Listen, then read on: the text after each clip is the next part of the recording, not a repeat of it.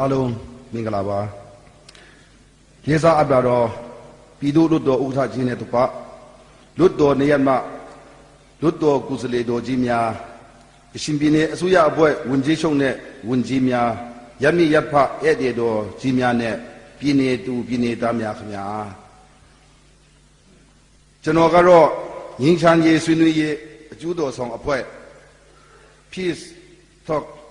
Creation Group PCG အဖွဲ့ဝင်ဦးယူစာခေါင်ဖြစ်ပါတယ်အခုလိုပြည်သူ့လွတ်တော်ဥက္ကဋ္ဌကြီးကိုတိုင်ကျွန်တော်တို့အရှင်ပြည်နယ်ကိုကြွားရောက်လာပြီးကျွန်တော်တို့ပြည်နယ်သူပြည်နယ်သားတွေနဲ့တွေ့ဆုံခွင့်ပေးတဲ့အတွက်အထူးကျေးဇူးတင်ဝန်တာဂုဏ်ယူမိပါတယ်ကျွန်တော်အနေနဲ့အခုကြုံတော့ဥက္ကဋ္ဌကြီးရှေ့မောက်မှာအရှင်ပြည်နယ်လူထုတွေတွေ့ကြုံခံစားနေရတဲ့အရှေ့အနေနဲ့ပတ်သက်ပြီးအနည်းငယ်မြဆွေးနွေးတင်ပြလိုပါတယ်ဥက္ကဋ္ဌကြီးခင်ဗျာနံပါတ်1ကျွန်တော်တို့သိရှိထားတာကတော့ကျွန်တော်တို့အရှင်လူမျိုးတွေရဲ့ခေါင်းဆောင်ကြီးတွေဟာလူလက်ကြီးရယူခဲ့တဲ့တမိုင်းမှာပြည်လုံစာချုပ်ဆူပြီးတိုင်းရင်းသားတွေရဲ့ပြည်နယ်တွေပါဝင်တဲ့ပြည်ထောင်စုမြန်မာနိုင်ငံတော်ကိုထူထောင်ရာမှာအဓိကပါဝင်ကျူးပန်းခဲ့ကြသူများဖြစ်တယ်ဆိုတာသိထားကြပါတယ်ကရှင်ခေါင်းဆောင်တွေရဲ့ကျူးပန်းမှုတာမပါခဲ့ဘူးဆိုရင်လွတ်လပ်ရေးဖခင်ကြီးကိုချုပ်အောင်ဆန်းကျူးပန်းရယူတဲ့လွတ်လပ်တဲ့မြန်မာနိုင်ငံဟာအခုလက်ရှိပြည်ထောင်စုမြန်မာနိုင်ငံတော်လူကရှင်ကယားကရင်ချင်းမွန်ဗမာရခိုင်ရှမ်းစတဲ့ပြည်နယ်တွေပါဝင်တဲ့ပြည်ထောင်စုနိုင်ငံတော်ကြီးဖြစ်လာမှာမဟုတ်ပဲဗမာလူမျိုးတွေအများစုနေထိုင်တဲ့ပြည်မဘက်မာတာလွတ်လပ်တဲ့ဗမာပြည်မြေပုံဖြစ်နေမှာဖြစ်ပါတယ်ဥက္ကဋ္ဌကြီးကိုတိုင်စဉ်းစားကြည့်လို့မြင်ကြောင်နိုင်မှာဖြစ်ပါတယ်နံပါတ်2လွတ်လပ်ရေးရခါစအရှင်ကရှင်ပြည်နယ်အစိုးရမှာလူပိုင်ခွင့်တွေအတော်အတန်ရှိခဲ့တယ်ဆိုတာသိရပါတယ်လွတ်လပ်ရေးရပြီးနောက်ချာလာတာနဲ့အမျှပြည်နယ်အစိုးရမှာလူပိုင်ခွင့်တွေတဖြည်းဖြည်းဆုံးရှုံးလာပြီးပြည်သူ့လွတ်တော်မှာလေကရှင်ပြည်နယ်လွတ်တော်ကိုယ်စားလှယ်တွေရဲ့တင်ပြချက်တွေကရှင်ပြည်နယ်အစိုးရရဲ့တောင်းဆိုချက်တွေကိုအရေးယူဆောင်ရွက်ပေးတာတွေလျှော့နေလာတယ်ထို့တို့ဗမာကောင်းဆောင်တွေကဝူချုပ်အောင်ဆန်းနဲ့ရှုပ်ဆူခဲ့တဲ့ပြည်လုံကတိကဝတ်တွေကိုလိုက်နာမှုပြက်ကွက်လာတဲ့အတွက်နောက်ဆုံးမှာ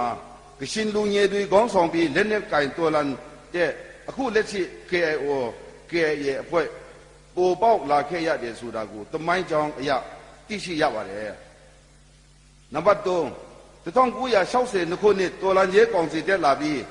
တမ်မတော်အစိုးရဖြစ်လာတဲ့အချိန်မှာတော့ပြည်နယ်တွေရဲ့လူပိုင်ခွင့်တွေအားလုံးဆိုသလိုဆုံးရှုံးခဲ့ရပြီးဘဟုအစိုးရရဲ့ရှုပ်ကင်မှုအတိုင်းပဲလုံနေရတဲ့ပြည်နယ်အစိုးရဖြစ်လာခဲ့ပါတယ်နံပါတ်4KO နဲ့နိုင်ငံတော်အစိုးရတို့ရဲ့ပြည်တွင်းငင်းချမ်းရေးတွေ့ဆုံဆွေးနွေးခဲ့ကြတဲ့တမိုင်းကြောင်းတွေကိုလည်းအားလုံးသိရှိကြပြီးဖြစ်လို့အထူးဆွေးနွေးပြောဆိုခြင်းမပြုတော့ပါဘူး1980ခုနှစ်ငင်းချမ်းရေးဆွေးနွေးပွဲကစပြီးအခုအချိန်အထိ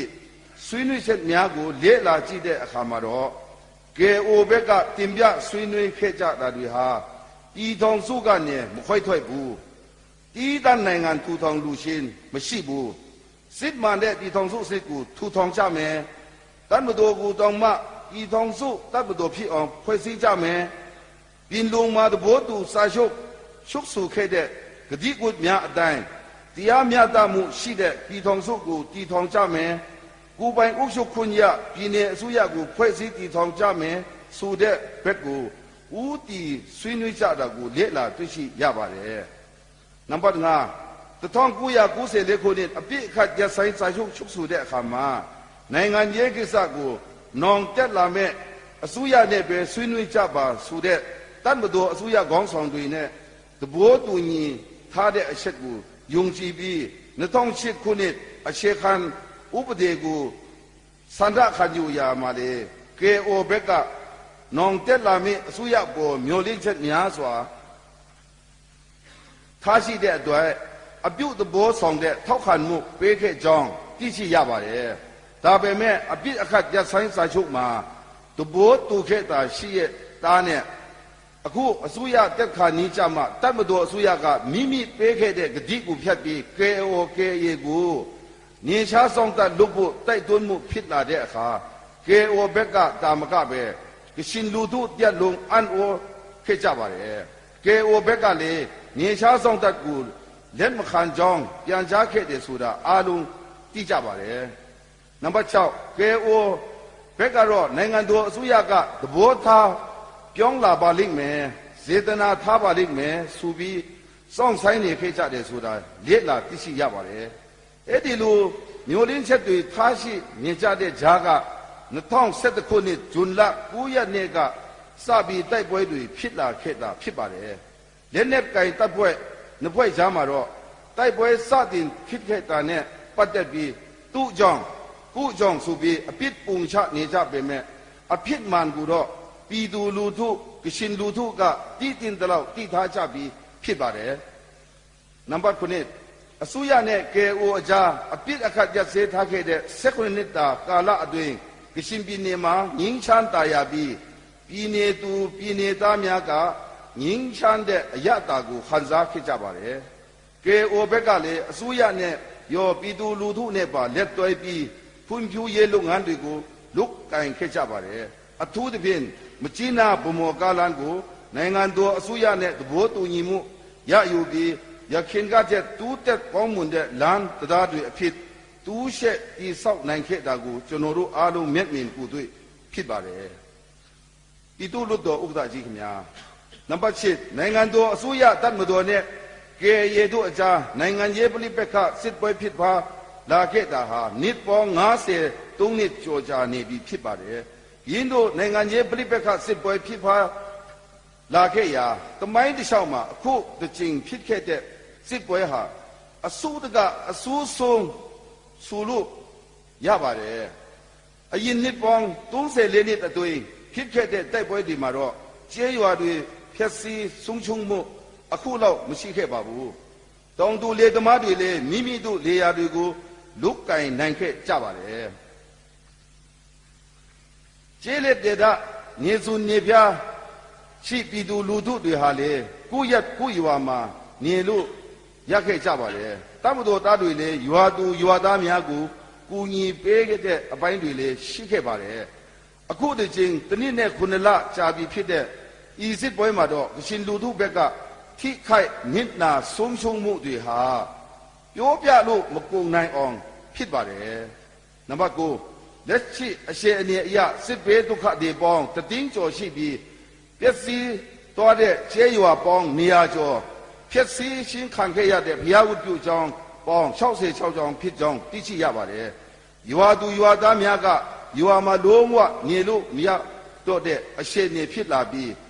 အဝတ်တထေကိုယ်တလုံးနဲ့အသက်ရှင်တန်နိုင်ရဲ့အတွက်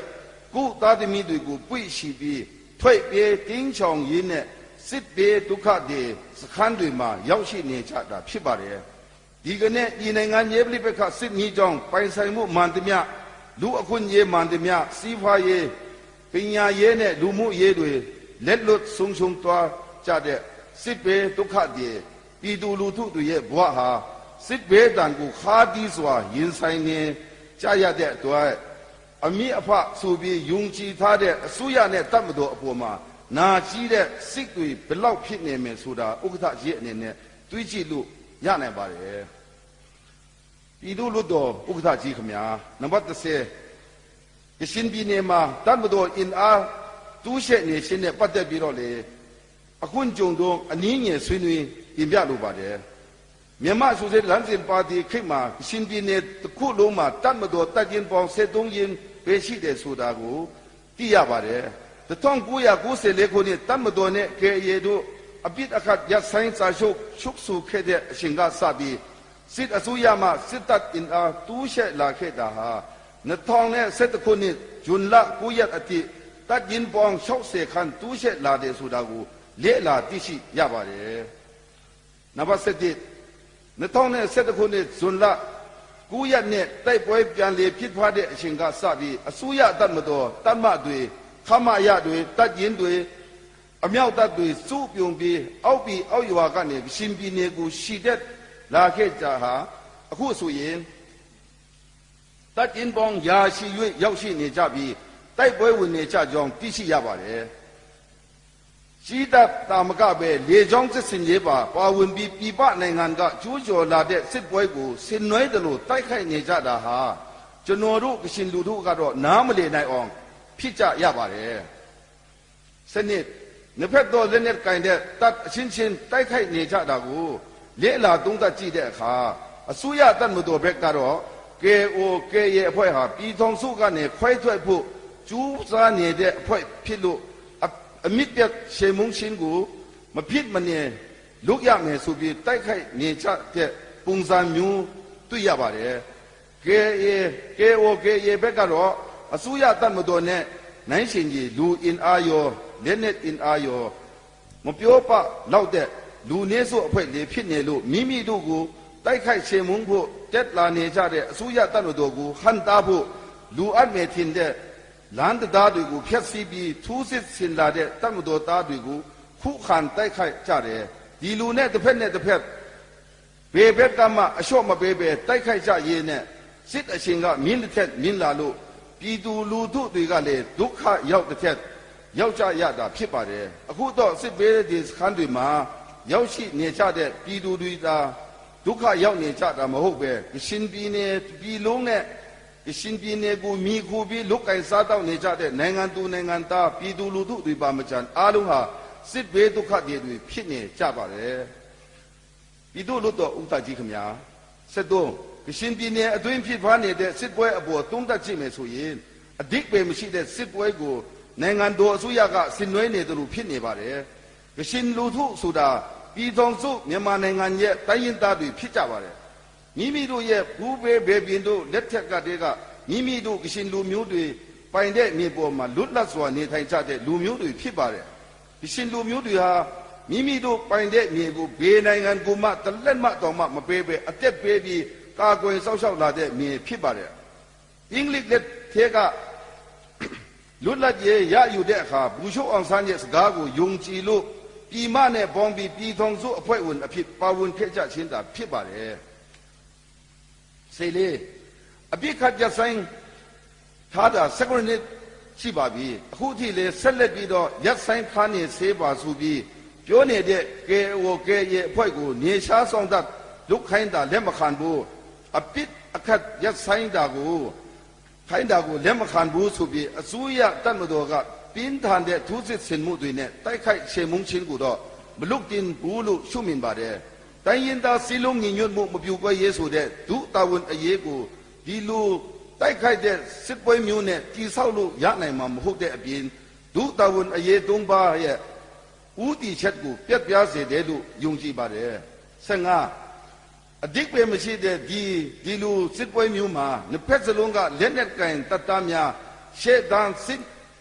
မြေပြင်မှာကြေချေပျက်စီးကျူးပဲ့ကလူစင်မမီဒုက္ခိတဖြစ်ခဲ့ကြတဲ့ပြည်သူသားသမီးတွေရဲ့ဘဝကိုညားစွာအလေးအနက်ထားစာနာထောက်ထားတင်ပါတယ်16ရှင်ပြည်နယ်ကတိုက်ပွဲတွေကိုတုံးတက်ကြည့်ရမှာနိုင်ငံတော်တမဒကြီးနဲ့နိုင်ငံခေါင်းဆောင်ပုဂ္ဂိုလ်ကြီးများရဲ့စိတ်ထဲမှာစစ်ပွဲကိုရပ်ဆိုင်ပြီးတည်ငြိမ်